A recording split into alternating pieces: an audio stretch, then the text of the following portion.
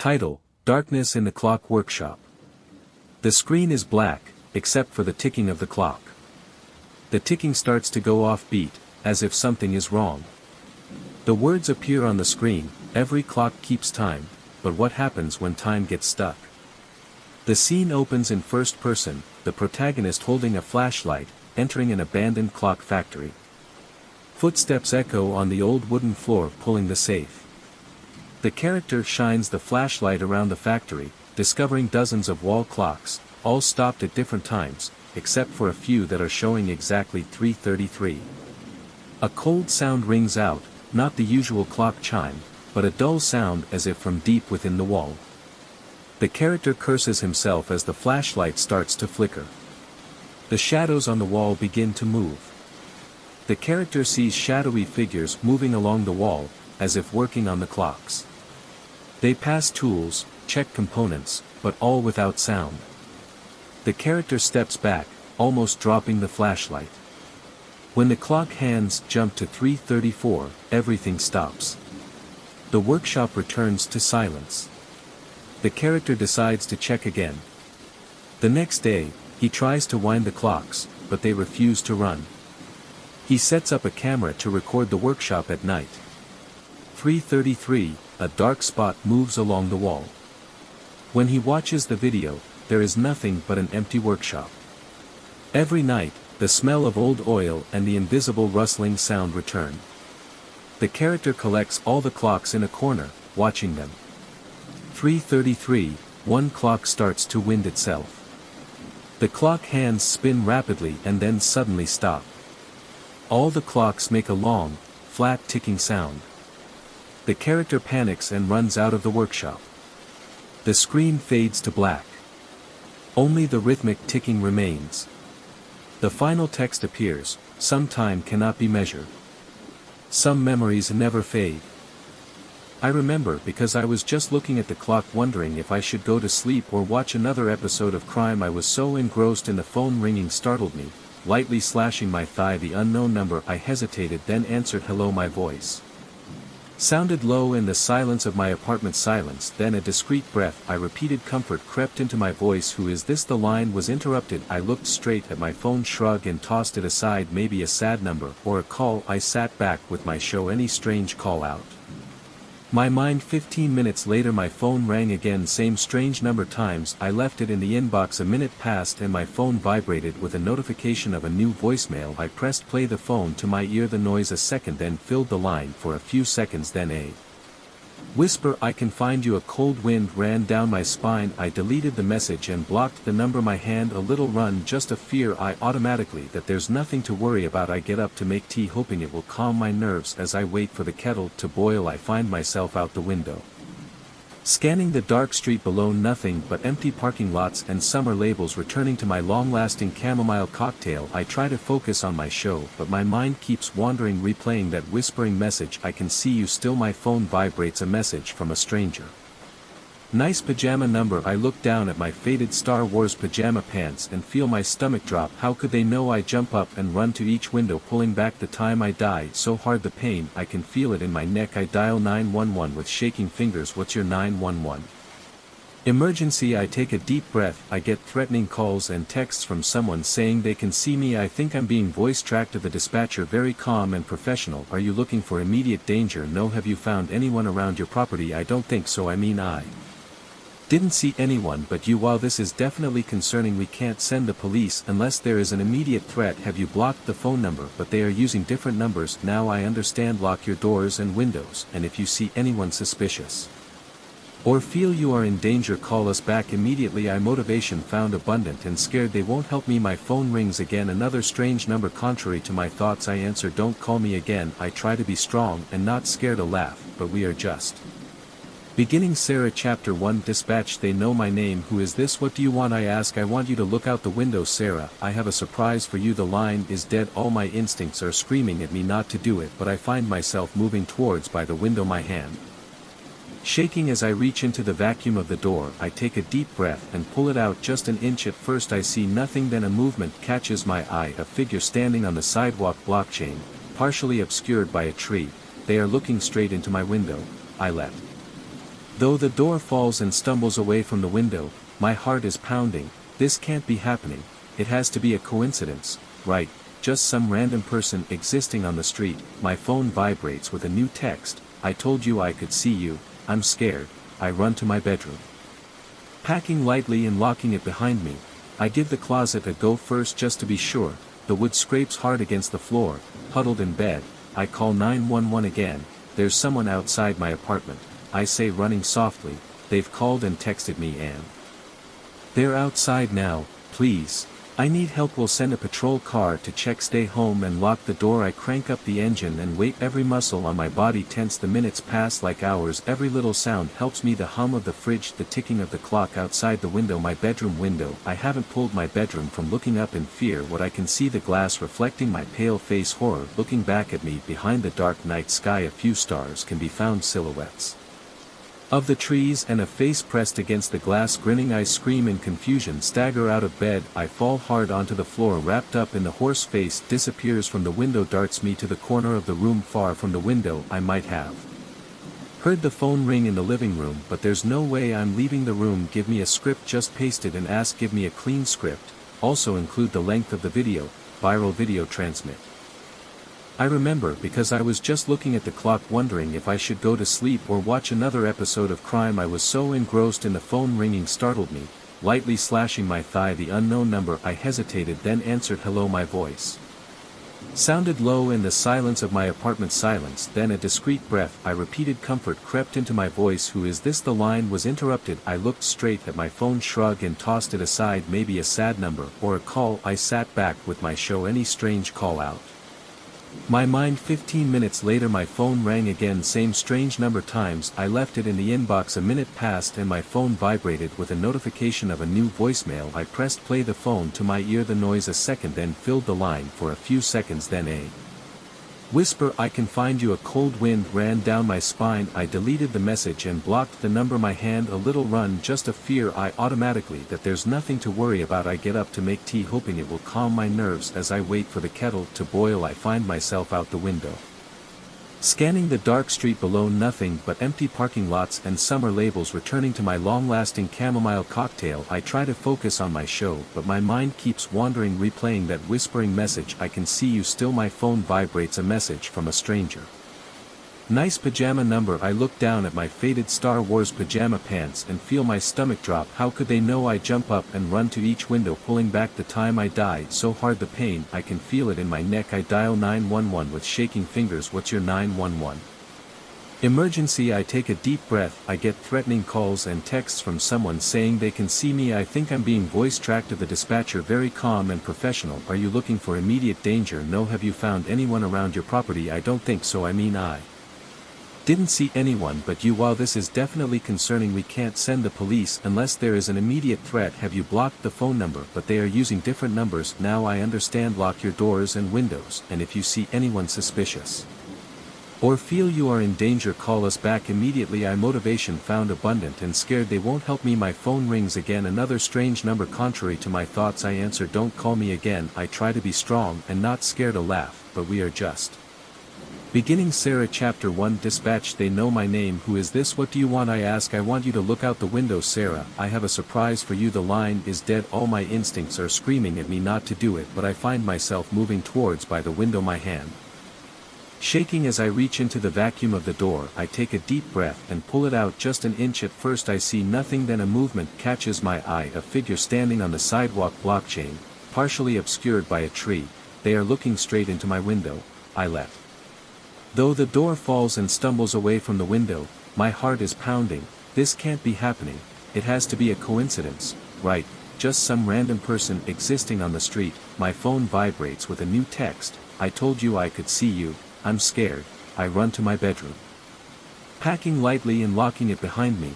I give the closet a go first just to be sure. The wood scrapes hard against the floor.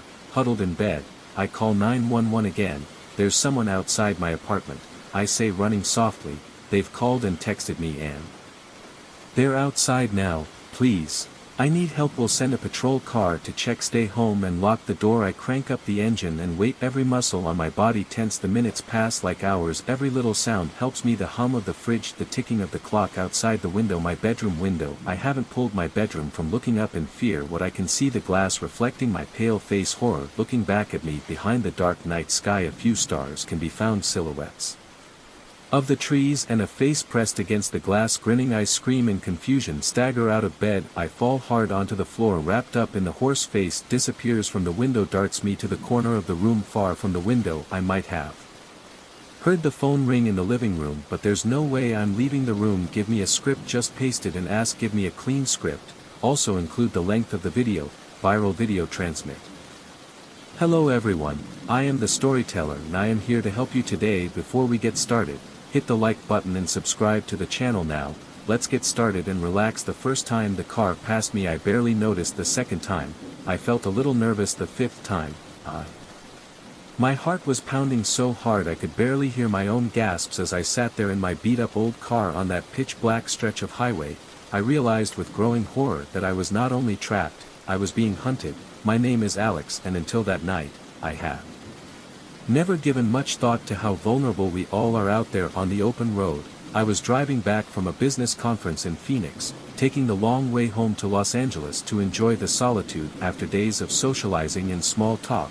It was just past midnight and I was the only car on the highway, that lonely 60 cutting through the Arizona desert. I remember thinking how beautiful the night was. The sky was a carpet of stars unobstructed by city lights, and the full moon bathed the desert landscape in a magical glow.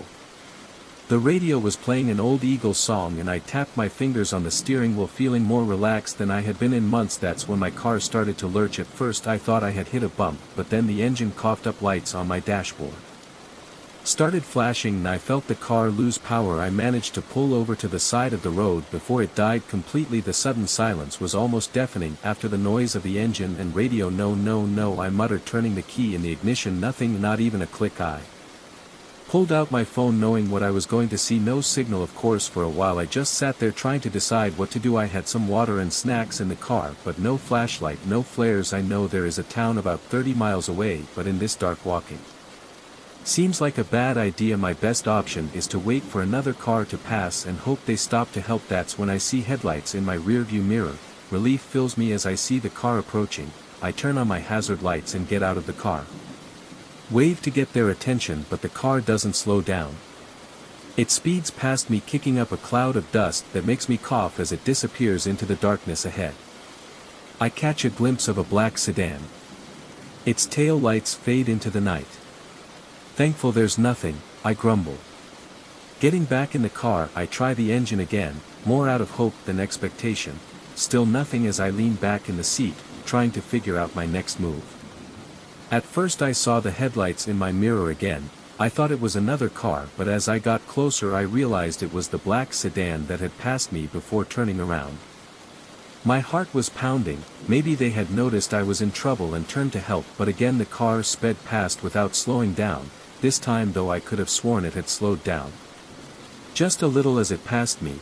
A sense of unease began to spread through me. Twice it could have been a coincidence, but it felt wrong somehow. I suddenly locked the doors, very aware of how exposed I was here. The desert that had seemed so beautiful before now seemed vast and terrifying. Every shadow looked as if it was hiding something or someone. 10 minutes past 15 minutes. I was starting to think I was overreacting when I saw those headlights again. The same car turned around to pass a third time. This time there was no doubt about it. It had slowed down considerably as it got close enough. I could make out the silhouette of a lone driver in the car, but before I could see clear, it sped up again and disappeared into the night. My palms were sweating, my heart was pounding now. This was not normal behavior. No one drove past on the deserted highway in the middle of the night unless they were looking for something or someone. I tried my phone again, but still no signal. I thought about trying to wave down the next car that passed, but the idea of getting out of the car suddenly seemed scary. If it was the sedan again, if this time it stopped, the minutes dragged on. Each minute felt like an hour. I was startled to hear every sound of the engine cooling, the whisper of the wind blowing through the desert, and all the while I looked in my rearview mirror, dreading the appearance of those headlights. I didn't Have to wait long. The fourth time the sedan approached. This time it slowed. As it passed me I shrank back in my seat, trying to make myself as small as possible. Through the glare of the headlights I could see the driver passing. Hello everyone, I am the storyteller and I am here to help you today. I know you use this video to sleep, so before that, like the video and subscribe to the channel now. Feel free and relax. The headlights in my rearview mirror have been there for hours, a constant presence on the deserted highway. At first, I thought nothing of it, but as the sun dipped below the horizon and the shadows lengthened across the barren landscape, a chill ran down my spine. The truck was getting closer. I have always dreamed of taking a solo road trip across the country, the open road. Freedom, adventure, all calling to me, so when I finally had time off work, I loaded my old Honda Civic into the car and hit the highway. The first few days, everything went as I imagined. I sang along to the radio, stopped at quirky roadside attractions and watched the beautiful sunset painting the sky. But now it is the third day. Something was wrong. I had been driving through the desert for hours, the monotonous landscape broken only by the occasional cactus or weathered rock. The solitude that had felt so liberating before now seemed oppressive. I glanced at the rearview mirror. The truck was still there, a dark silhouette against the fading light, appearing behind me shortly after I stopped for gas in a small town about 100 miles away. At first I barely noticed how many people were on these roads, I told myself, but as the miles ticked by and no other cars passed us, anxiety began to gnaw at my gut. I pressed my foot harder on the gas pedal, watching the speedometer go up 70, 75, 80 miles per hour. The truck caught up to my speed easily, neither accelerating nor slowing down. My palms began to sweat and I gripped the steering wheel tighter. You are being paranoid, I muttered to myself, trying to dispel the feeling. The fear is building. Just having someone on the road with you, that's all. But even as I say those words, I know I don't believe them. There is something intentional in the way the truck maintains its distance. Something predator. I spot a sign for an upcoming rest stop and make a split-second decision. Maybe I can lose them there. I turn on my signal and pull out of the rest stop. My heart is pounding as I look in the rear-view mirror. The truck follows. The rest stop is just more than a parking lot. There is a small building that houses a restroom and a vending machine. A few tractor trailers parked in the far corner. Their drivers are probably asleep. I pull up in a spot near the building. In the glare of the flashing street lights, the truck clatters into the parking lot behind me. Around before parking a few spaces away, I sit frozen in the seat. The engine starts when I see the driver's door open. In the rear-view mirror a man steps out, tall and broad-shouldered. In the dim light I can't see his face clearly, but I can feel him looking at me. He stands there for a moment, then starts walking towards my car. Panic builds inside me. I put the car in reverse and pull out of the parking space. Tires screech in the rearview mirror. I see the man rush and run back to his truck. I pull out of the rest stop and onto the highway. My breathing quickens. The truck engine roars behind me. Headlights blare as it gives chase. Oh my god, I'm shouting, pushing my little Civic as fast as I can. The needle on the speedometer ticks past 90, then 100. The truck keeps going and gets bigger. In my mirror my mind is racing. What does this person want? Why are they following me? I fumble for my phone with one hand, holding the steering wheel. No signal. Of course I'm in the middle of nowhere. The truck is getting closer now. The grille fills my rearview mirror. I can see the driver now, a dark shadow behind my windshield. Vibrates as we pass at 110 miles per hour. Suddenly the truck veers into the left lane. My breath catches in my throat as it stops beside me. I risk a glance and immediately wish I wasn't the driver staring at me. A twisted smile is visible even in the dark. He accelerates and swerves towards me. I jerk the wheel, almost running off the road as I dodge the much larger vehicle. Heart pounding, I search desperately for an escape route ahead. I spot a turn. Without thinking I jerk the wheel to the right. My tires screech in protest as I hurtle down the escape ramp, almost hitting the guardrail. The new narrower road winds through the rocky hills. I take the turn as fast as I can, praying I won't lose control. In the rearview mirror I see the truck's headlights swerving as it turns too fast, giving me precious seconds. I push the car to GI. Frustrated and scared, I bought a small security camera and mounted it in the hallway, pointed directly at my bedroom door, connected to an app on my phone. That night, when the meeting started and the familiar knock sounded, I immediately checked my phone. The camera feed showed an empty hallway. Absolutely nothing. Yet, I could clearly hear the knocking through my headset. The disconnect was deeply unsettling, seeing nothing, hearing something. After ending the call early, claiming I felt unwell, I had a chilling idea. I went out into the hallway, keeping the security camera feed live on my phone, which I placed on a small hall table. I stood before my bedroom door. Then, I raised my hand and knocked 3 times on the outside of the door. A moment of silence passed.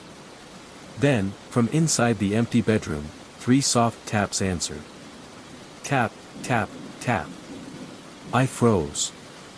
The camera feed on my phone still showed only me, alone in the empty hallway. But I had felt the slight vibration through the wood as the knocks came from the other side. I burst back into the bedroom, switching on the main light. Empty. My laptop was still open on the desk, its camera likely recording nothing but my empty chair.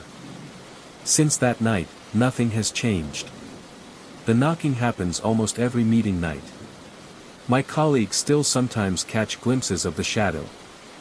Sometimes, if I dare to knock, something knocks back from the other side of the door, from within an empty room. I don't know what it is. It hasn't harmed me physically, but its presence, its invisible interactions, terrify me to my core. Every night at 11 p.m., as I sit down for my meeting, my heart pounds. I feel like I'm not just meeting with my team. I feel like I'm waiting for an unseen guest to announce itself, by knocking on my door. And I live in constant fear of what might happen if, one night, that door decides to open on its own. The chair in the secret room. I wish I'd never pulled up that old carpet. I moved into this house a few months ago, it was cheap, and I figured I could handle fixing it up myself. The place had been empty for a while, so I expected some quirks. But I never expected that. The spare guest room had this hideous, worn-out brown carpet. One weekend, fueled by renovation enthusiasm, I decided it had to go. As I peeled back the dusty, stiff material, the smell of old fibers filled the air. That's when I saw it, a faint square outline on the wooden floorboards beneath. Curious, I grabbed a screwdriver and pried at the edge. A hidden hatch popped open with a soft thud, revealing a narrow, dark wooden staircase leading down. Nothing about a secret basement or cellar was mentioned when I bought the house. My heart started pounding, a mix of excitement and apprehension. I switched on my phone's flashlight and cautiously stepped onto the first creaking stair. The air below was cool, damp, and smelled heavily of old earth and decay. It wasn't a large space, just a small, rectangular room with rough wooden walls and a bare concrete floor. And in the far corner, facing the wall, sat a single, plain wooden chair. That was it. No shelves, no boxes, no forgotten junk. Just the empty room and that solitary chair, positioned as if someone had been made to stare at the blank wooden planks. I swept my flashlight beam around. Cobwebs hung thick in the corners. There were faint scratches on the concrete around the chair legs, like it had been shifted back and forth repeatedly long ago, but a thick layer of undisturbed dust covered everything now. A deep, chilly unease settled over me, not from the temperature, but from the sheer wrongness of the scene. Why build a hidden room just for a chair facing a corner? I didn't linger. I climbed back up, slammed the hatch shut, and tried to push it out of my mind. Just a weird quirk of the previous owner, I told myself. That night, I woke up abruptly. I'd heard something. A faint, dry sound, like someone trying to suppress a cough. Ahem. It seemed to come from below, muffled by the floor. I sat bolt upright, listening intently, my bedside lamp casting long shadows. Silence. Maybe I'd dreamt it. Maybe it was just the old house settling. I eventually drifted back to sleep. But the next night, it happened again. Around midnight. Ahem. 2 short, choked coughs this time.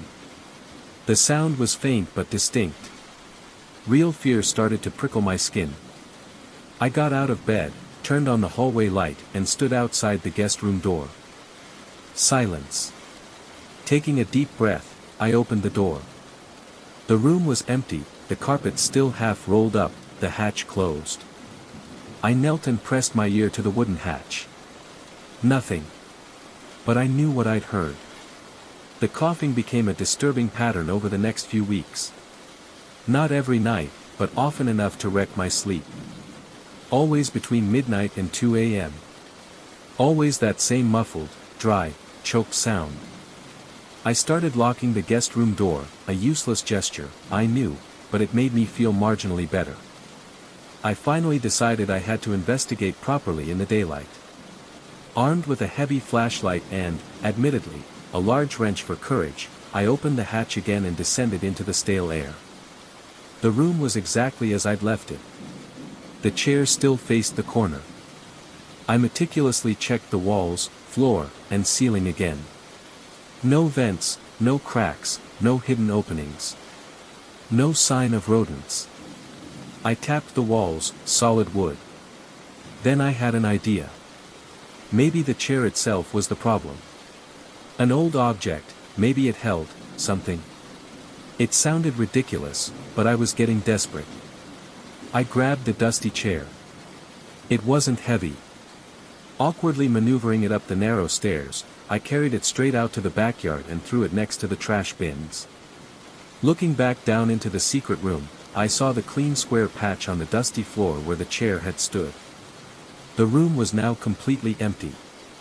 I closed the hatch, even wedging a small piece of wood under the edge from the guest room side to try and seal it tighter. Surely, that would be the end of it.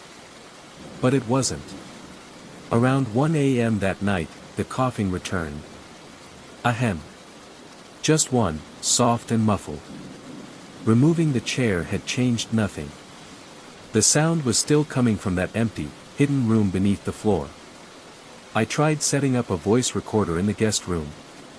It picked up the coughs, faint and staticky, offering no clue to their origin. I even tried sleeping on an air mattress in the guest room, right over the hatch. The sound was slightly clearer there, but still muffled, still directionless within the small space below. Now, I live with this low-level dread. I know there's a secret room under my house. I know a coughing sound comes from it at night. But the room is empty. The camera I aimed at the hatch for a week showed nothing, the hatch never moved, the wedge stayed in place. I haven't called anyone. Who would I call? What would I say? I hear faint coughing from an empty secret room under my floor. They'd think I was losing my mind. I haven't dared open that hatch again. Sometimes, during the day, I stand in the guest room, staring at the floor where it lies hidden, and I wonder what's down there, coughing quietly in the dark. The chair is gone, but the sound remains. And the most terrifying question haunts my sleepless nights: if something is down there, is it trying to get out? The pattern in the plaster. It started subtly, the way these things always seem to. Maya had been living in the old apartment for about 3 months. It was cheap, spacious for the city, and had charming, if slightly crumbling, plaster walls with intricate, almost floral patterns pressed into them near the ceiling. She'd barely noticed the patterns until the 3rd week of November. She was working late on her laptop, the only light coming from the screen and a single floor lamp in the corner. The silence of the old building was deep, punctuated only by the distant rumble of the subway and the occasional creak of settling wood. That's when she saw it, or thought she did. On the wall opposite her desk, high up near the ceiling trim, a small section of the plaster pattern seemed to shift. It wasn't a crack spreading or dust falling. It was more like a ripple, a brief, liquid distortion that made the raised floral design momentarily blur, like heat haze over asphalt. She blinked, rubbed her eyes, attributing it to fatigue. She'd been staring at the screen for hours. Probably just eye strain. She looked again. The wall was perfectly still, the pattern crisp under the dim lamplight. But a seed of unease had been planted. Over the next few nights, she found her gaze drifting back to that spot. Nothing happened. She started to relax, telling herself she'd imagined it. Then, one evening, while reading on the couch, she saw it again. This time, it wasn't just a ripple. A small, distinct spiral shape within the larger floral pattern seemed to slowly, almost imperceptibly, rotate. Like a tiny gear grinding within the wall. It turned maybe a quarter rotation over several seconds, then stopped. Her heart gave a hard thump against her ribs. She stood up, walked closer to the wall, running her fingers over the plaster. It was cold, solid, utterly immobile. There was no mechanism, no vibration, nothing to explain what she thought she'd seen. She took photos with her phone, zooming in, comparing them later. Nothing looked out of place. She tried to rationalize. Old buildings settle. Maybe temperature changes caused minute expansions and contractions in the plaster. It seemed unlikely to manifest as a precise rotation in one small detail. The disturbances became more frequent, though still maddeningly subtle. Sometimes it was the ripple effect, spreading slightly further along the trim.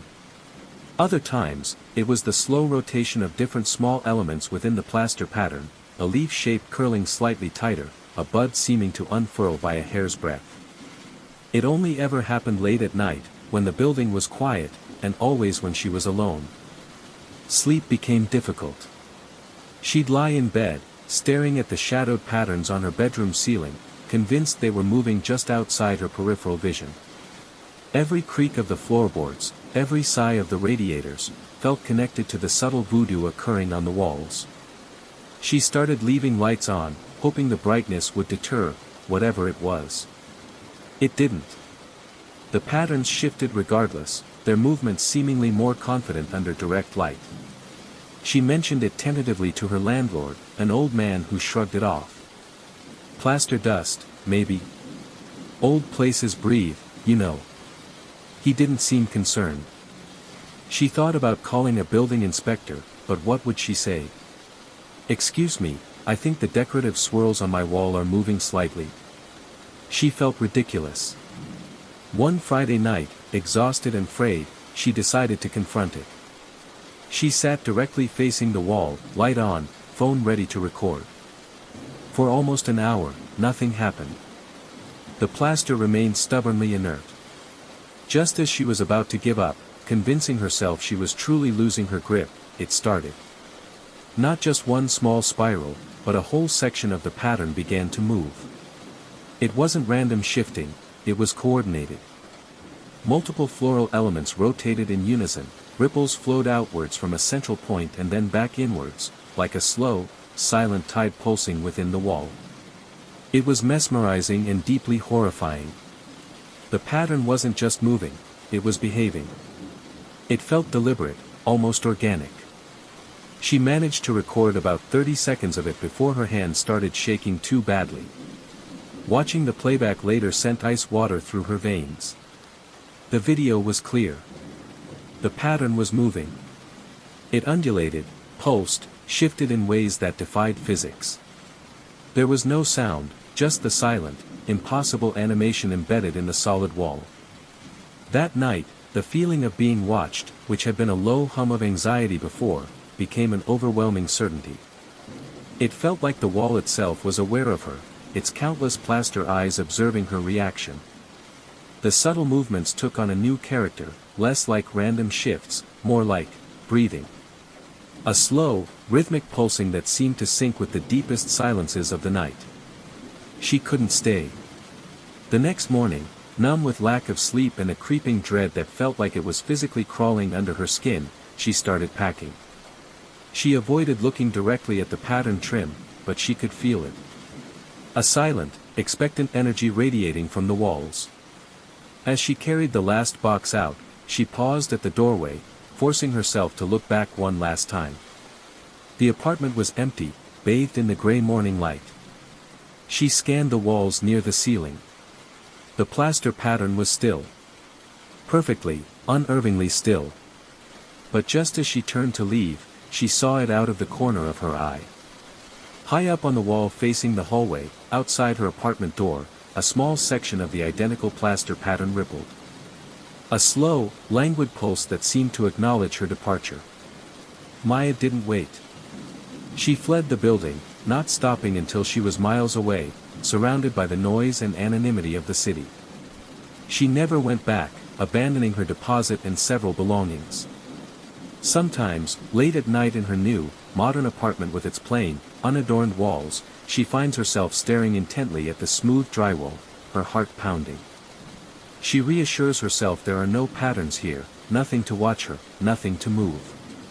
But occasionally, when the city outside falls into a rare moment of quiet, she thinks she can feel it. A faint, rhythmic pulsing in the very structure around her. Like the building itself is taking a slow, deep breath. And she wonders if the pattern wasn't just in the plaster, but if the plaster was just the place it chose to show itself. And she wonders where it might show itself next. The mimic in the mirror. Liam first noticed it on a Tuesday morning. Standing bleary-eyed in front of his bathroom mirror, toothbrush in hand, he caught a flicker of movement that didn't match his own. His reflection's hand, holding the toothbrush, seemed to lag just a fraction of a second behind his real one as he brought it up. He paused, watching intently. He moved his hand again, slowly this time. The reflection mirrored him perfectly. He blinked, shook his head. Too little sleep, too much coffee yesterday. He finished brushing, splashed water on his face, and forgot about it. Until Thursday. This time, as he leaned closer to check for stray hairs after shaving, his reflection's eyes seemed off. They met his gaze, but there was a momentary blankness, a split-second delay before they focused, almost as if the image was catching up. A tiny chill traced its way down his spine. He tapped the glass. Solid. Cold. His reflection tapped back, perfectly synchronized. He told himself it was the lighting, the steam, his imagination. But the feeling lingered. He started watching his reflection more closely, not just in the bathroom mirror, but in shop windows, the reflective surface of his phone screen, the polished elevator doors at work. They all seemed normal. It was only his mirror, the large, plain one fixed to the wall above his bathroom sink. The incidents became slightly more frequent, always subtle, always deniable. A head turn that completed a microsecond too late. A smile in the reflection that didn't quite seem to reach the eyes, holding a hint of something flat and watchful. He started performing little tests, quick movements, sudden expressions. The reflection always mimicked him, but sometimes, just sometimes, there was that infinitesimal hesitation, that fractional lag that felt like buffering. He began to feel watched, even when he wasn't in the bathroom. He'd be reading in the living room and get the distinct sensation of eyes on the back of his neck, emanating from the direction of the closed bathroom door. He tried covering the mirror with a towel. It helped, slightly, but the feeling didn't vanish entirely. It felt muffled, patient, waiting behind the terry cloth. One night, unable to shake the unease, he stood before the covered mirror. His heart pounded. He slowly reached out and pulled the towel away. His reflection stared back, perfectly still. But its expression, it wasn't his own tired, anxious look. It was an expression of mild annoyance, quickly smoothed away into neutrality as their eyes met. Liam felt his blood run cold. He hadn't imagined that. The reflection had reacted to the towel being removed before he himself had fully registered his own expression. He backed away slowly, never taking his eyes off the mirror until he was out of the bathroom, pulling the door shut with a soft click. He didn't sleep in his bedroom that night, opting for the lumpy couch, leaving the bathroom light on. The next day, he avoided the bathroom mirror altogether, using the small, cracked mirror in the hallway closet instead. But the feeling of being observed persisted, stronger now, a low hum of awareness throughout the apartment. He felt a growing pressure, a sense that the thing in the mirror was becoming impatient. Driven by a mixture of fear and a desperate need for proof, he decided on one last test that evening. He stood before the bathroom mirror, phone held discreetly at his side, recording video. He went through his nightly routine, washing his face, brushing his teeth, forcing himself to act normally, though his hands trembled. He moved deliberately, watching his reflection. It was flawless, mimicking every tiny motion. Then, he did something unplanned. Mid-brushstroke, he suddenly dropped the toothbrush into the sink with a clatter and spun away from the mirror, turning his back completely. He waited 3 seconds, heart hammering, then spun back around. His reflection was still facing the mirror, mirroring his shocked expression from before he turned away. It hadn't turned its back. For a terrifying instant, the image in the glass was him, frozen in surprise, while the real Liam stared at its unmoving back. Then, with a speed that was nauseatingly fluid, the reflection snapped around to face him again, its expression perfectly matching his current horror. But Liam had seen it. The incontrovertible proof. It wasn't just lagging, it was operating independently. He didn't scream. A cold, paralyzing dread locked his throat.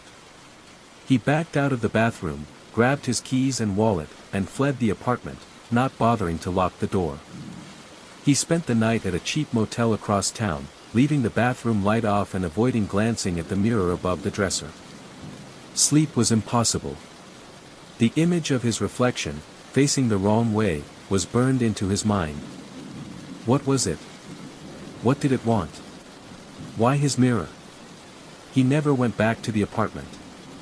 He called the landlord, gave a vague excuse about a family emergency, and arranged for a friend to pack his essential belongings, instructing him explicitly not to touch or cover the bathroom mirror. He lost his deposit and most of his stuff, but he didn't care. Liam moved to a new apartment, one with no large, fixed mirrors. He bought small, freestanding ones he could turn to the wall or put away. For weeks, he avoided his own reflection as much as possible. The intense feeling of being watched faded, replaced by a constant, low-level anxiety. He thought, maybe, he was safe. Then one rainy afternoon, he was waiting for a bus, staring absently at his faint reflection in the dark glass of the bus shelter. The streetlights flickered on behind him. In the glass, his reflection turned its head to look at the lights fractionally before he did. A familiar cold dread washed over Liam. It wasn't the mirror.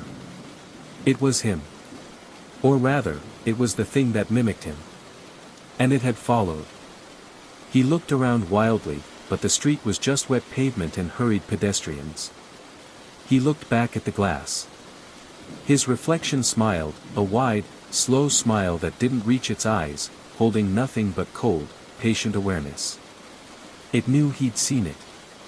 And the horror wasn't just that it mimicked him, it was the chilling implication that maybe, just maybe, it was getting better at it.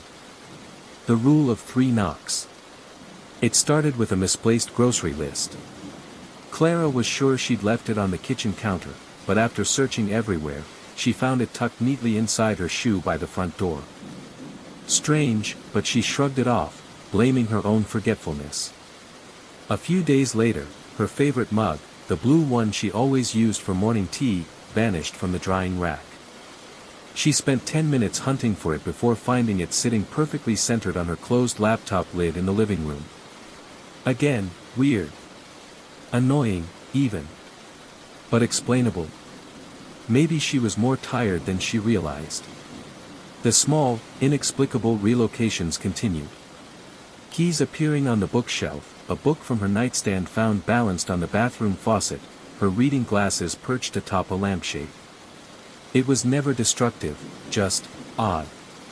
Precise, almost deliberate placements of everyday objects in places they absolutely shouldn't be.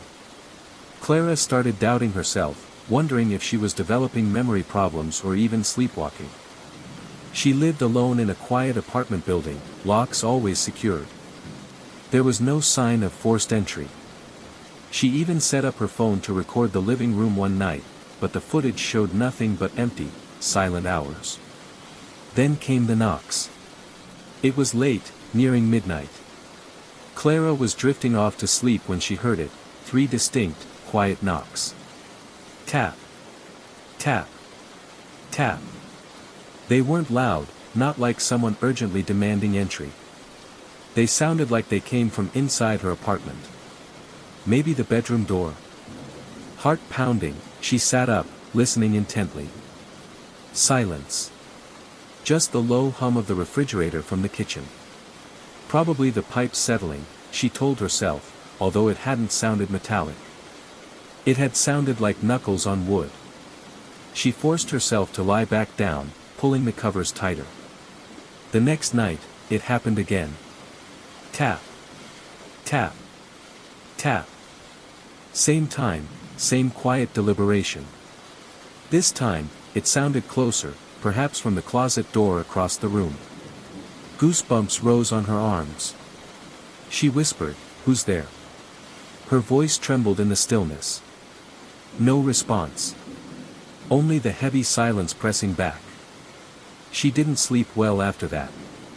The misplaced objects continued, becoming slightly more unsettling. A kitchen knife laid carefully on her pillow, she found it before getting into bed, thankfully, her toothbrush standing upright in the sugar bowl. The daytime oddities felt mischievous, but the nighttime knocks felt different. They felt like a prelude. On the third night of the knocks, Clara was ready. She sat awake in bed, a heavy flashlight clutched in her hand. Midnight arrived. Silence stretched. Then, tap. Tap. Tap. This time, it was undeniably coming from her bedroom window, the one overlooking a quiet alley 3 floors down. Impossible. Her breath hitched. With trembling hands, she aimed the flashlight beam at the window. Nothing. Just the dark glass reflecting her own wide, terrified eyes. But as she held the beam steady, she heard it again, softer now, almost hesitant. Tap. Tap, followed by a faint, dry scrape against the glass. She scrambled out of bed, backing away towards the bedroom door, flashlight beam still fixed on the window. She fumbled for the light switch, flooding the room with harsh fluorescent light. The scraping stopped. The window was empty, untouched. No ledges outside, no fire escape nearby. Nothing could logically be at her third-floor window, knocking. The next day, Clara felt like she was living in a different reality. The air in her apartment felt thick, charged. She noticed a pattern she hadn't consciously registered before. The misplaced objects always seemed to be things she had recently touched or used. The grocery list, the mug, the keys, the knife, the toothbrush. That evening, desperate, she searched online forums for objects moving on their own, phantom knocking, anything. She found scattered accounts, urban legends, but nothing concrete. Then she stumbled upon an obscure forum thread discussing old folklore. It mentioned a superstition, the rule of 3 knocks. The post was fragmented, poorly written, but the gist was terrifying. It spoke of a presence, a collector of sorts, that signals its interest by subtly moving personal items. If the inhabitant ignores or rationalizes these signs, the presence escalates.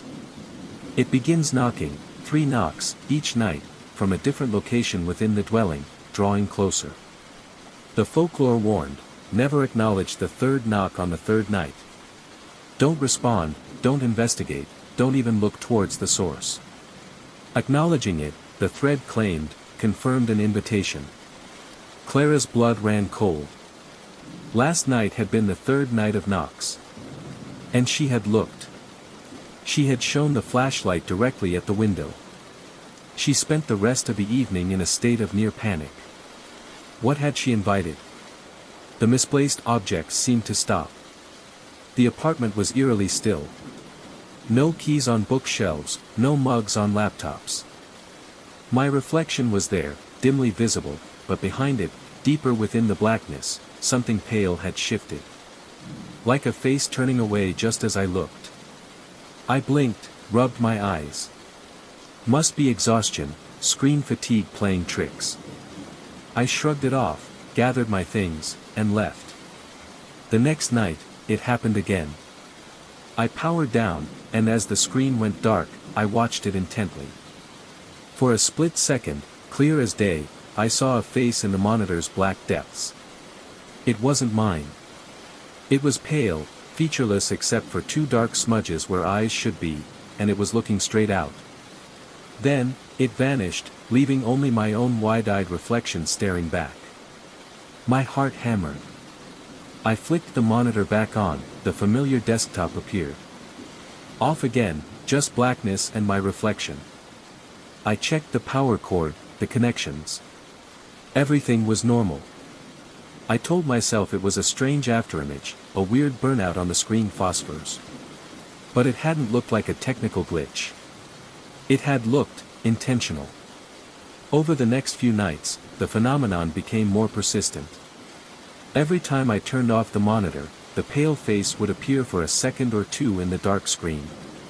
Sometimes it was looking straight out. Sometimes it seemed turned slightly to the side. It never moved much, just lingered, observing, before fading. I started dreading the end of my workday. I'd leave the monitor on longer than necessary, staring at bright web pages, anything to avoid that moment of powering down. I tried cleaning the screen meticulously, thinking it was some bizarre smudge. No change. One night, driven by a mix of terror and morbid curiosity, I decided to test it. I turned off the monitor, waited for the face to appear in the blackness, then slowly raised my right hand. My dim reflection raised its hand too, of course. But the pale face behind it remained still for a beat, then, with a slight, almost imperceptible delay, a pale shape mimicking my hand drifted up beside it. A cold wave washed over me. It wasn't just an image. It was mimicking me, but out of sync, like a bad video feed from another dimension. I tried recording it with my phone. I pointed the camera at the monitor, turned the screen off, and watched the pale face appear. I waved my hand. The mimic hand lagged behind. But when I played the video back, my phone screen showed nothing but the blank, black monitor reflecting me and my phone. The pale face, the mimicry, it wasn't captured. Only I could see it. That realization was worse than seeing the face itself. Was I hallucinating? Was the stress finally getting to me? Yet, the experience felt utterly real, chillingly consistent. The mimicry became more pronounced. If I turned my head, the pale face would turn a fraction of a second later. If I leaned forward, its shape would loom closer in the dark glass after a sickening pause. It never matched my expression, it had no features, but the intention of mirroring me was undeniable, and terrifyingly flawed. It felt like something unintelligent, something other, was learning to copy, badly. I couldn't work like this. I started taking my laptop home, avoiding the office monitor altogether. But then, I began catching glimpses elsewhere. In the dark screen of my TV after turning it off. In the black, inactive screen of my phone when it lay on the table. That same pale, featureless face, sometimes accompanied by a laggy, ghostly mimicry of my own nearby movements. It wasn't tied to the office monitor. It was tied to dark screens. I live alone. The nights are long. I've started covering my TV, my laptop screen, even my phone screen when I'm not using them. I use thick cloths, anything opaque. It feels absurd, like a child hiding from monsters. But even with the screens covered, I know what's potentially behind the cloth. I can almost feel it, waiting in the glassy blackness. Sometimes, I catch myself staring at a covered screen, imagining the pale face appearing beneath the fabric, mimicking my stare with its featureless gaze, just a half second behind reality. How long before the delay disappears? How long before it learns to mimic perfectly? And what happens then? Last night, I uncovered my phone screen just to check the time. In the instant before the display lit up, I saw it. The pale face. And for the first time, it wasn't just mimicking. In the fraction of a second it was visible, I could have sworn, it smiled. Think about it. How many dark screens are looking at you right now? What do you see when you really look into the black? The floor plan shifts. I've lived in the Oakhaven apartments for 5 years. It's an old brick building, the kind with slightly uneven floors, radiators that hiss in the winter, and a faint smell of dust and decades passed in the hallways. Nothing fancy, but comfortable. Familiar. At least, it was familiar. It started subtly, about 2 months ago. I came home late from work, exhausted, fumbling for my keys at apartment 4B. As I unlocked the door, my hand brushed against the wall beside the frame, and I paused. There was a small, hairline crack in the plaster running vertically from the top of the doorframe. I frowned. I'd never noticed it before. Must have missed it, I thought, too tired to care much. A week later, the crack was gone. The plaster was smooth, seamless, as if it had never existed. I ran my fingers over the spot. No sign of patching, no difference in paint texture. That was odd. Maybe maintenance fixed it without leaving a note.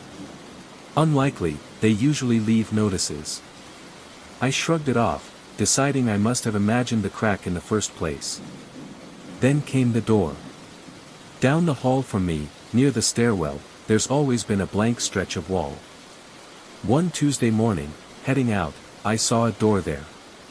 A plain, cheap wooden door, flush with the wall, painted the same drab beige as the hallway. No number, no handle, just the door itself set into the wall where only plaster had been the night before. My steps faltered. I stopped and stared. It looked like it had always been there, slightly dusty, fitting perfectly. I pushed on it. It swung inward silently, revealing a shallow, narrow closet. Empty. Bare wood shelves, dusty floor. Nothing inside. I pulled it shut, the latch clicking softly. My heart was doing a weird fluttery thing. I knew that closet wasn't there yesterday. I walked that hall every single day. I tried to rationalize. Maybe it was an access panel I'd never registered. But it looked like a standard door, and why would it suddenly appear? I asked my neighbor across the hall, Mrs. Gable, later that day. The little closet by the stairs. Oh yes, dear, that's always been there. Hardly ever used, I imagine. Her certainty just made me feel worse, planting a seed of doubt about my own memory. Things got quieter after that, for a bit. Or maybe I was just trying harder not to notice. But then the sound started. Faint scraping noises, like something dragging, coming from inside the walls at night. Not rats, I know what rats sound like. This was slower, heavier. And sometimes, a soft, whispery sound, like sand shifting behind the plaster, always seeming to come from walls that bordered empty air or the hallway. The layout began to feel inconsistent. One night, walking back from the laundry room in the basement, the hallway leading to my apartment seemed longer. The usual 10 paces felt like 15. The pattern on the worn carpet seemed to repeat more times than it should. My skin prickled. I hurried the last few steps, unlocked my door, and slammed it shut behind me, leaning against it, breathing hard. The next morning, the hallway felt perfectly normal again. Was I losing my mind? Stress. Lack of sleep. I needed proof. I dug out the old, faded copy of the building's floor plan I'd received when I first moved in. I smoothed it out on my kitchen table. There it was, apartment 4B, the hallway, the stairwell, and a solid, unbroken line representing the wall where the strange closet door now stood. No closet marked. No access panel. Just wall. Relief warred with terror. I wasn't crazy. The building was changing. But how? Why? The changes became more frequent, though still subtle. A window in the stairwell landing seemed slightly wider one day. The ceiling in the lobby felt lower the next. Each time, the change was small enough to make me doubt myself moments later. The scraping sounds behind the walls grew a little louder some nights. Last night was the worst. I woke up needing water around 3 a.m. I padded out of my bedroom, through my small living room towards the kitchen. I stopped dead in the doorway. The layout of my own apartment was wrong. The kitchen sink, which should have been directly across from the fridge, was now situated on the adjacent wall. The counter space was different, the cupboard subtly rearranged. It was still my kitchen, my things were there, but the structure had shifted overnight. I backed away slowly, my entire body trembling. I didn't turn on the light. I just stood in the dark living room, staring at the impossible kitchen layout. The scraping sound started then, louder than ever, seeming to come from directly beneath my feet, under the floorboards. I didn't go back to bed. I sat on my couch until dawn, clutching a heavy book, listening to the scraping fade as the sun rose. The kitchen layout, when I finally dared to look in the daylight, was back to normal. Sink across from the fridge. Everything as it should be. But I know what I saw. I know this building isn't just old, it's wrong. It rearranges itself in the dead of night, shifting walls, adding doors, lengthening hallways, changing the very floor plan around its sleeping occupants. I need to leave. But a horrifying thought keeps looping in my head: if the building can change its internal layout, can it change the way out? What if, one night, I open my apartment door and the hallway outside isn't the one I know? What if it leads somewhere else entirely within these shifting brick walls? The sun is setting now. The radiators are starting their nightly hissing. And I swear, the wall opposite my couch looks just a few inches closer than it did this morning. I only know that it's out there, spreading quietly. A mental contagion passed through a glance, a photo, a description, a doodle. An impossible loop you can't unsee, waiting patiently in the forgotten corners and in the quiet spaces of the mind, replicating itself one glimpse at a time. And the most unsettling part is wondering how many people now carry it, completely unaware they are hosts to a silent, looping unease. The unsent letter. When my great-aunt Alara passed away, I inherited her small, cluttered cottage by the sea. Sorting through her belongings felt like excavating layers of a quiet, solitary life. In the back of a wardrobe, tucked beneath yellowed linens, I found an antique wooden writing box. It smelled faintly of lavender and old paper. Inside, nestled amongst dried flowers and faded ribbons, was a single, sealed letter. The envelope was thick, creamy parchment, addressed in elegant, looping script to a Mr. Alastair Finch, but with no street address, city, or stamp. The wax seal on the back, bearing an indistinct floral crest, was unbroken. Curiosity warred with a sense of privacy. Who was Alastair? Why was the letter never sent? Holding it, I felt a strange weight, not just physical, but emotional. A profound, inexplicable wave of melancholy washed over me for a moment, as sudden and unexpected as a rogue wave hitting the shore outside. I dismissed it as grief for my aunt, the atmosphere of the old house, maybe even the scent of the dried lavender triggering a memory. Respecting the unbroken seal, I placed the letter back in the box and set it aside on the mantelpiece, intending to research Alastair Finch later. That night, sleep was difficult. Not because of noise, but because of an oppressive sadness that settled in my chest, a heavy, tearless ache I couldn't trace to any specific thought. It felt foreign, borrowed. I kept thinking of lonely shores and words left unsaid. Once, I woke abruptly, certain I'd heard the faint sound of someone weeping softly nearby, but the cottage was utterly silent save for the sighing wind. A few days later, my friend Maya came to help me sort through books. She admired the writing box. "This is beautiful," she said, picking it up carefully. "What's the letter?" "Unsent, apparently," I replied, explaining my find. "Addressed to some Alastair Finch. Feels strangely sad, doesn't it?" I gestured vaguely at the box. Maya held the sealed letter for a moment, turning it over in her hands, her brow furrowed slightly. "Yeah," she murmured. "It does have a sort of heavy feeling." She put it back carefully. We worked for hours, packing books, sharing memories of my aunt. But I noticed Maya grew quieter as the afternoon wore on. By the time she left, she seemed subdued, her usual bright energy dimmed. I chalked it up to the slightly gloomy task of dealing with remnants of the past. The next day, Maya called. "Weird thing," she said, her voice sounding flat. "I've been feeling so incredibly down since yesterday. Like, really profoundly sad, and I have no idea why. Nothing happened. Did sorting through your aunt's things maybe just get to me more than I thought?" A cold knot formed in my stomach. "Down how?" "Just, heavy," she struggled to explain. Like carrying a huge weight. I keep wanting to cry, but I can't. And I had the strangest dream last night. I was standing on a foggy beach, waiting for someone who never arrived. Waiting for someone who never arrived. Like an unsent letter. My gaze drifted to the writing box on the mantelpiece.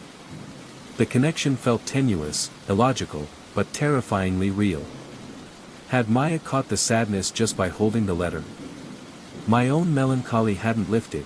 If anything, it felt deeper, intertwined now with a growing unease. I started noticing fleeting things, a whiff of unfamiliar, old-fashioned perfume in empty rooms, the peripheral sense of a figure in outdated clothing standing just out of sight, the recurrence of that soft, spectral weeping when the house was quietest. It felt like Aunt Alara's quiet sadness, amplified by the unsent letter, was leaking into the present. Driven by a desperate need for answers, I dove into my aunt's diaries and old family albums.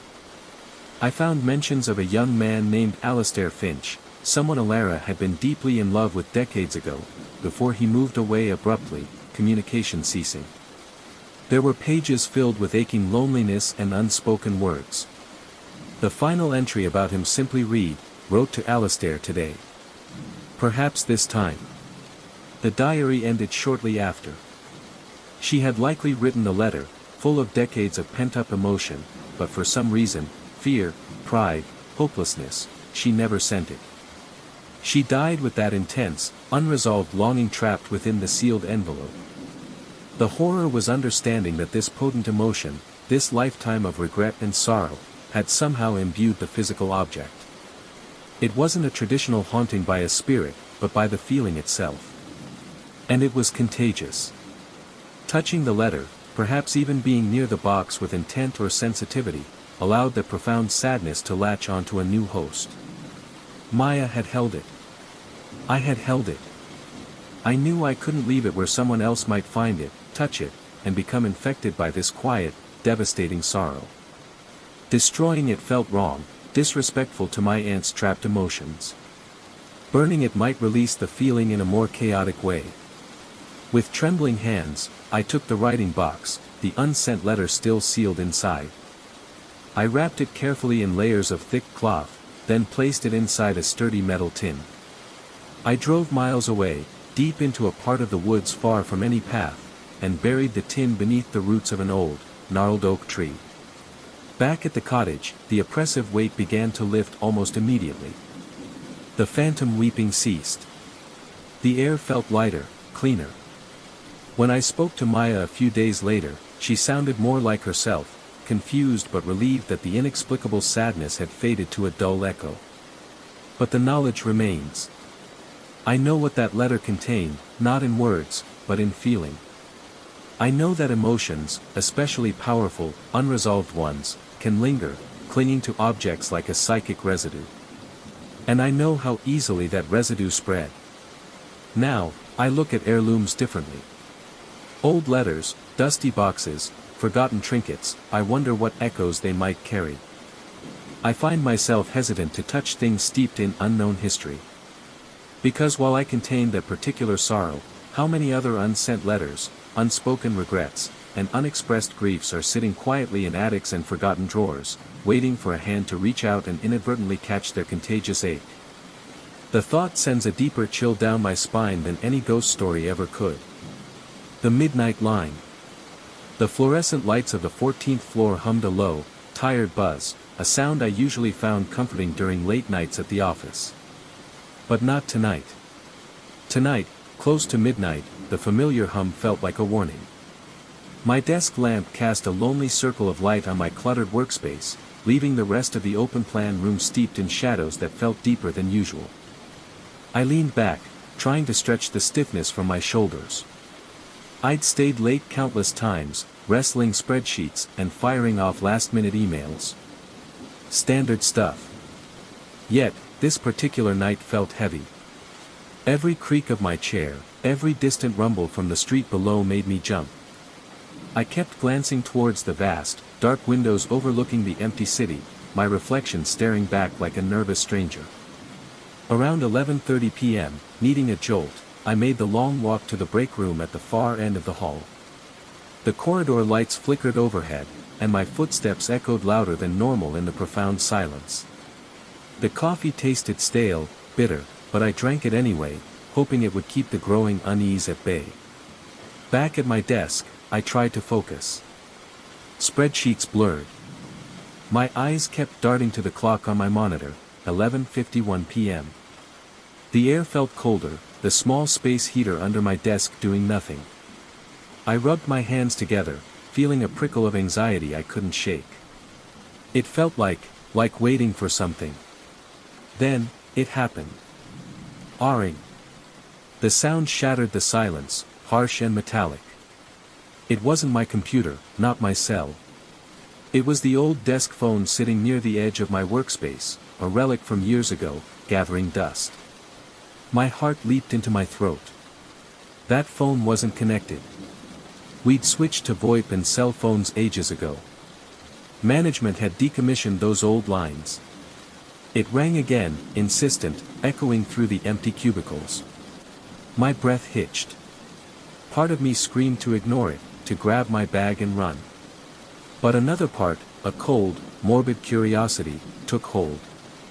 My feet moved before I consciously decided, carrying me slowly back to the desk. My hand trembled as I reached out and lifted the receiver. Hello. My voice was a shaky whisper. Silence at first, just a faint crackle of static. Then, breathing. Heavy, slow, uneven breathing, right in my ear. It sounded impossibly close, intimate, like someone standing right beside me. My throat tightened. I couldn't speak, couldn't move. Just the sound of that slow, ragged breath filling the receiver, filling the quiet room. No words, just presence. Then, a sharp click. The line went dead. Silence rushed back in, heavier than before. I stood frozen, the cold plastic receiver pressed hard against my ear, my knuckles white. My pulse hammered against my ribs. Slowly, carefully, I placed the phone back in its cradle. It felt unnaturally heavy. I spun around, scanning the shadowy corners, the gaps between cubicles. Nothing. Just the hum of the lights, the glow of my monitor. I rushed to the phone again, checking the cord. It was plugged into the wall jack, just like it always had been. But I knew that jack was dead. I'd seen the IT reports, those lines were cut off at the server level over a year ago. A prank call. Impossible on a dead line. A system glitch. How could a disconnected phone even ring? My mind raced, trying to find a logical explanation, but finding none. The feeling of being watched intensified. I wasn't alone here. I grabbed my jacket and my bag, stuffing things in haphazardly. Forget the reports. I needed to leave. Now. As I powered down my computer, I heard a soft scraping sound from somewhere behind me, near the window. I whipped around. Empty. Just the city lights glittering coldly in the distance. Was it just my nerves? I didn't wait to find out. I practically ran to the main elevators, the new ones, jabbing the button repeatedly.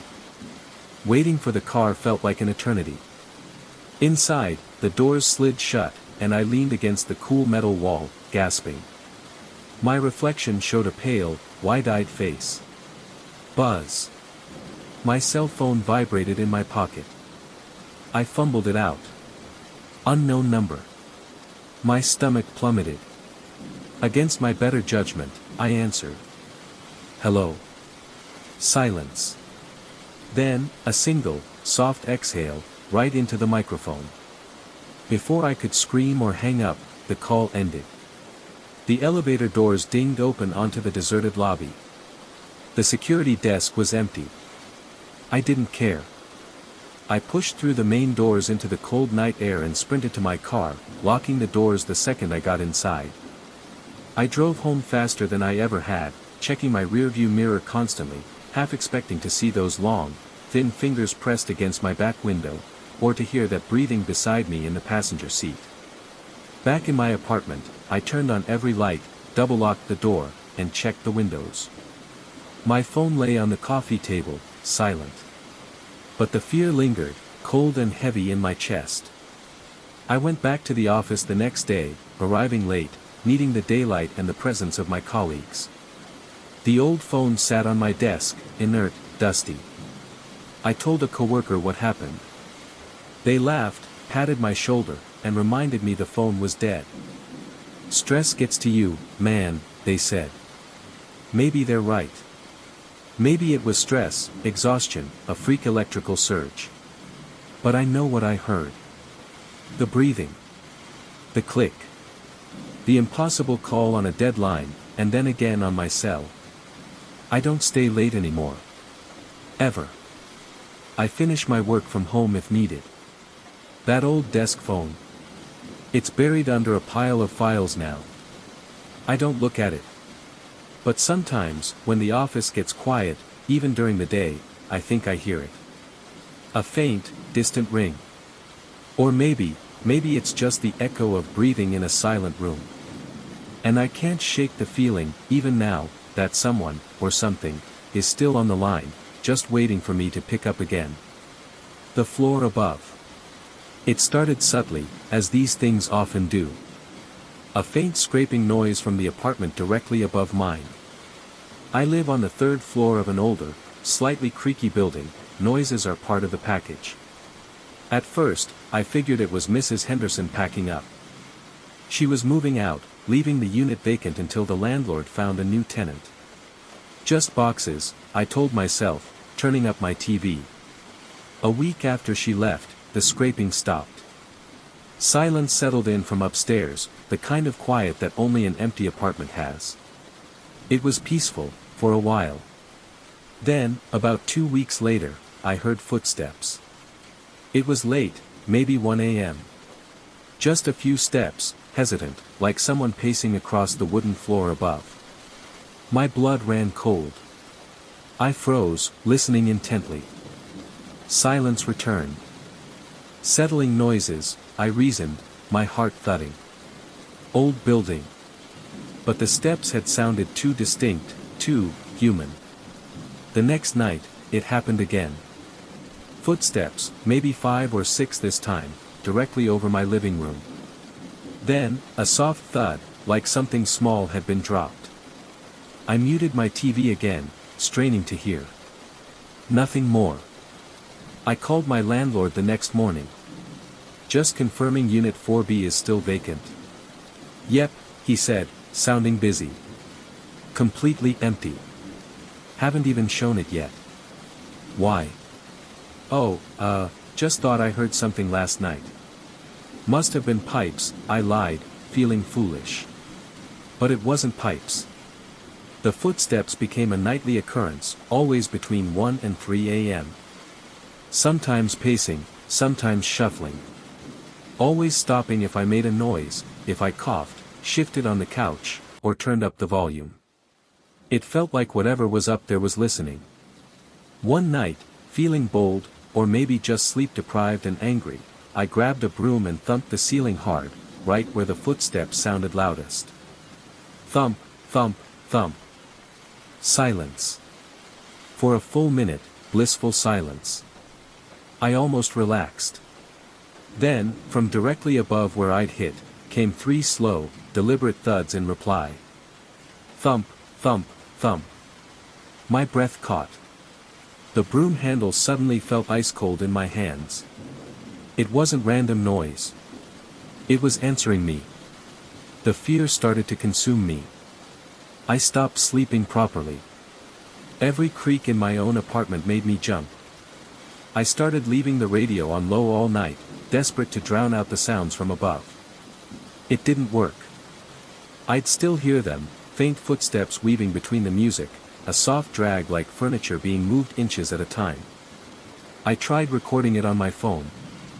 I left it running all night on my bedside table. In the morning, I listened back, scrolling through hours of my own breathing and the low radio hum. And there it was, faint, but undeniable. The soft tread of footsteps on wood. But when I tried to play it for my sister over the phone, she just heard static. Sounds like interference, maybe your phone's mic is dusty. I became obsessed. During the day, the silence from 4B felt menacing. I knew it was empty, gutted, waiting for renovation. No furniture, no boxes, no Mrs. Henderson. Just bare floors and naked walls. Yet, night after night, the activity continued. The worst incident happened last Tuesday. I woke up suddenly around 2:30 a.m., not sure why. The apartment was dead quiet. No footsteps, no scraping. Just an oppressive silence. I lay there, rigid, waiting. Then, I felt it more than heard it, a low, rhythmic thump-thump from the ceiling above my bed. It was slow, steady. Thump-thump, thump-thump. It took me a few seconds, my mind foggy with sleep, to realize what it sounded like. It sounded exactly like a heartbeat. A slow, heavy heartbeat pulsing through the floorboards above me. Panic seized me. I scrambled out of bed, flicking on the lamp, my own heart hammering against my ribs like a trapped bird. The thumping stopped the instant the light came on. I stood there, trembling in the middle of my bedroom, staring at the ceiling. The silence that followed was terrifying. It wasn't just mimicking footsteps anymore. It was mimicking life itself. I haven't slept in my bedroom since. I crash on the couch, the TV on, lights blazing in the kitchen and hallway. I still hear it sometimes, a footstep, a scrape. But I haven't heard the heartbeat again, thank God. I put in my notice with the landlord yesterday. Didn't give a reason, just said I was moving. He didn't ask questions. I can't stay here. I feel like that empty space above me is, aware. Like it's waiting, listening, learning. Sometimes I wonder what the next tenant will hear. Will it start with just footsteps for them, too? Or will it pick up right where it left off, with that slow, impossible heartbeat echoing from the bare, empty floor above? I just know I need to get out before I find out what comes next. The thought makes my skin crawl even now, sitting here in the bright light of day. Smile. It was just an old photograph, tucked away in a dusty box in my grandmother's attic. Black and white, slightly faded, showing a family gathering from decades ago, people in stiff clothes, standing on a lawn. I barely recognized anyone except my grandmother as a young woman. I decided to keep it, a piece of history, and propped it up on my bookshelf back home. That's when I first noticed him. A man standing near the back, slightly out of focus. Gaunt face, dark suit, and a neutral, almost stern expression. Just another face in the crowd. A few days later, glancing at the photo as I passed, I paused. Did that man in the back smile? It wasn't obvious, just a faint upturn at the corners of his mouth. Huh, I thought, leaning closer. Must have misremembered his expression. I shrugged it off. Memory plays tricks. The next evening, I was tidying up, dusting the bookshelf. My eyes landed on the photo again. The man's mouth was definitely curved upwards now. Not a big grin, but a clear, distinct smile. It looked odd. Out of place with his stiff posture and the formal setting. A chill, faint but definite, traced its way down my spine. Weird lighting, I mumbled, adjusting the angle of the photo. But it wasn't the lighting. Over the next week, the smile grew. Every time I looked, it seemed a fraction wider, more pronounced. It started to look less like a smile and more like a grimace, stretched unnaturally tight across his gaunt face. The creepiest part. It didn't reach his eyes. His eyes remained dark, neutral, almost vacant, fixed straight ahead, while the smile beneath them widened day by day. I started feeling watched. Sitting on my couch, reading, I'd get the prickly sensation on the back of my neck. My gaze would inevitably drift to the bookshelf, to the photo, to him. His smile seemed fixed on me now, a silent, unnerving greeting from the past. I tried turning the photo face down. But the feeling of being watched persisted, stronger even. I couldn't stand it. After an hour, trembling slightly, I turned it back around. The smile seemed wider than ever, almost splitting his face. It looked like a drawn-on caricature, sharp and unsettling. Sleep became difficult. I'd close my eyes and see that fixed, widening smile. I started avoiding the living room after dark. One night, I couldn't take it anymore. I had to know if I was losing my mind. I took my phone, opened the camera, and focused on the photograph, zooming in on the man. On my phone screen, his expression was neutral. Stern, even.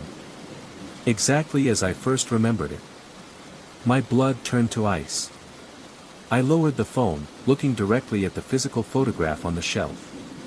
The wide, grotesque smile was still there, clear as day. It wasn't my eyes. It wasn't the light. The camera couldn't see it. Only I could. Panic set in. I snatched the photo off the shelf. The old paper felt cold in my hand. I stared at the smiling man, his dark eyes seeming to bore into mine. The smile was wider now than humanly possible, a stretched rictus of black and white horror. I felt a visceral urge to destroy it. I ran to the kitchen, grabbed a lighter, and took the photo out to the small concrete balcony. My hands shook violently as I held the flame to the corner. The old paper caught quickly, curling inwards, turning black. The man's smiling face distorted in the heat, seeming to leer at me one last time before being consumed by the fire. I watched until it was nothing but gray ash, scattering in the night breeze. Relief washed over me, so potent it made my knees weak. It was gone. Done. I went back inside, locking the balcony door, my heart still pounding but the oppressive weight lifted. I took a deep breath, the first easy one in days. I decided to take a quick selfie to send to a friend, proof that I was okay, that the craziness was over. I raised my phone, switched to the front-facing camera, and smiled weakly. And froze. Reflected on the dark screen of my phone, right behind my own shoulder, was the man from the photograph. He wasn't stern or neutral. He was smiling. Wide. Unnatural. And this time, his dark eyes were looking directly at me. The follower. It started on the commute home. Just a feeling, really. Standing on the packed evening train, swaying with the rhythm, I got that distinct prickle on the back of my neck, the feeling of being watched. I scanned the tired faces around me, but everyone was lost in their phones or staring blankly ahead. I shook it off. Big city, crowded train, perfectly normal. But as I looked at my reflection in the dark train window, I saw him. Just for a split second. Standing behind me in the reflection, a tall, thin man in a slightly dated suit, his face obscured by shadow and the glare. I turned quickly. Nobody there matched the image. Just commuters shuffling, getting ready for their stops. My heart gave a nervous jump. Weird reflection, I muttered, turning back to the window. The reflected crowd looked normal again. The feeling didn't leave when I got off the train. Walking the few blocks home, I felt eyes on my back. I kept glancing over my shoulder, but the sidewalk held only the usual stragglers heading home. Still, the sensation persisted, like a static charge in the air. Passing a shop window, I caught a glimpse in the periphery, that same tall, thin silhouette reflected beside mine, vanishing the moment I focused on it. Inside my apartment, I locked the door, leaning against it for a moment, letting out a breath. Safe. Home. The feeling should have dissipated, but it lingered. As I walked through my living room, I felt a flicker of movement near the darkened window. I spun around. Nothing but the city lights outside painting faint patterns on the glass. That night, sleep was elusive. Every creak of the floorboards, every distant siren, seemed amplified. I kept thinking about the reflection on the train, the shape in the shop window. Was I just stressed? Overtired? The next day, the feeling was back the moment I stepped outside. On the train, walking to work, even sitting at my desk, that persistent sense of being observed by unseen eyes. I started noticing shadows in the corners of my vision, both at work and at home. They always vanished when I looked directly at them, skittering away like startled insects. Then, things escalated subtly. I'd be washing dishes, glance at the dark reflection in the kitchen window, and see a tall shape standing behind me for a fraction of a second before it resolved back into the familiar reflection of my own kitchen. I'd be watching TV, and the dark screen during a scene change would show not just my reflection, but a thin figure standing silently in the corner of the reflected room, gone when the show returned. I started avoiding reflections. I kept lights on, even during the day. I closed curtains. But the feeling didn't need reflections. I felt it. Sometimes, I'd walk into a room and the air would feel suddenly cold, heavy, charged with that watching presence. One evening, I was getting ready for bed, standing in front of the bathroom mirror. I splashed water on my face, eyes closed. When I opened them, he was there. In the mirror. Standing right behind my reflection.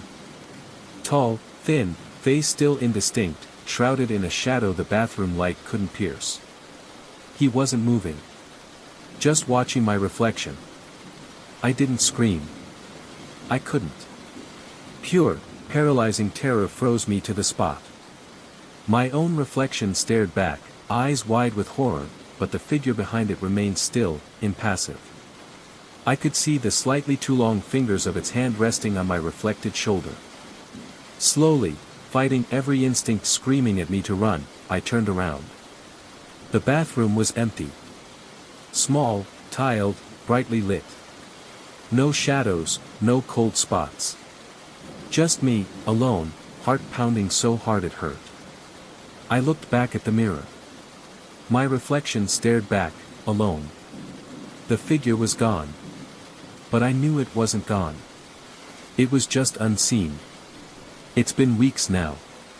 The feeling never leaves for long. The peripheral shadows are bolder, lingering longer before darting away. Sometimes, when I'm walking, I hear an extra footstep falling just slightly out of sync with my own, stopping the instant I stop to listen. I don't look in mirrors much anymore. I don't look at dark windows. Because sometimes, I see him. Not just in reflection, but peripherally, a tall darkness leaning in a doorway just out of sight, a thin hand disappearing around a corner. I haven't told anyone. How could I? What would I say? That I'm being followed by something only I can see, something that lives in reflections and shadows? The worst part is the silence. It doesn't speak, it doesn't touch, not yet, anyway, it just watches. And I feel it, always. Just behind me. Just out of sight. Waiting. I don't know what it wants, but the constant, silent observation is stretching my sanity thin. It feels like it's getting closer, learning me. And I have nowhere to run, because wherever I go, the follower is already there, reflected in my eyes. The frames on the wall. I've always been meticulous about my apartment. Not obsessively clean, but ordered.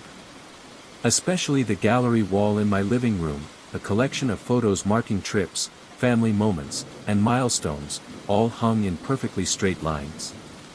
It was my little point of pride.